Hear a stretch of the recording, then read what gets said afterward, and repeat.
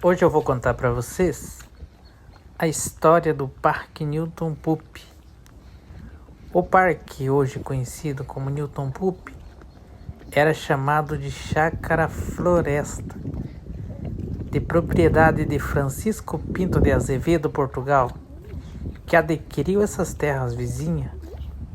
Hoje, Unis 3, Creche Anja da Guarda, entre outras, em 1834, segundo pesquisado por Renato e publicado em seu livro, na chácara foi montado um engenho hidráulico, movido por águas do rio Cambuí. Então foram construídas edificações, sendo uma delas o que atualmente foi demolido. E na época onde morava o capataz da chácara Bento Moraes.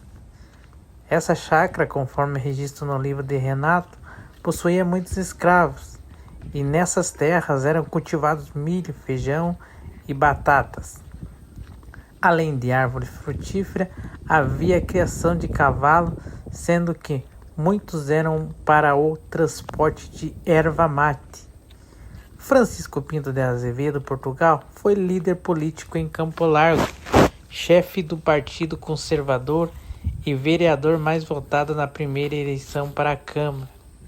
E mais tarde foi eleito deputado provincial, presidiu a Assembleia Provincial, participou do Clube Literário Campolarguense e deixou seu nome marcado na história por inúmeras outras situações.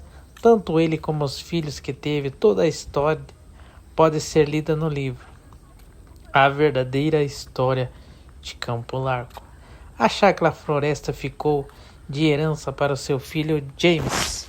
Na época do final da escravidão, do ciclo da erva mate, o perfil econômico da chácara teve que mudar. Anos depois passou a ser dono das terras o desembargador Clotário Portugal, e a propriedade foi comprada pelo governo do estado do Paraná em 1943, na gestão do interventor Manuel Ribas. E em 1944 as terras foram doadas ao Ministério da Agricultura.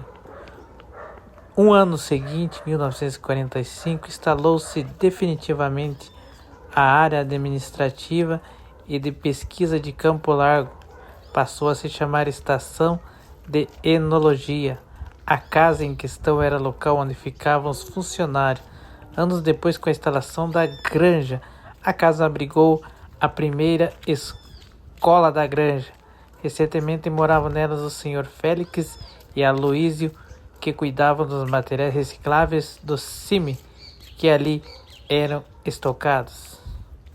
Em nota oficial, a Prefeitura divulgou que, após a análise do engenho da Secretaria de Desenvolvimento Urbano, que comprovou o risco iminente de desabamento e a impossibilidade de recuperação do imóvel, a casa, que estava sendo mantida por vigas externas para sustentar as paredes, comprometia a segurança do parque, frequentado por um grande número de campolarguenses.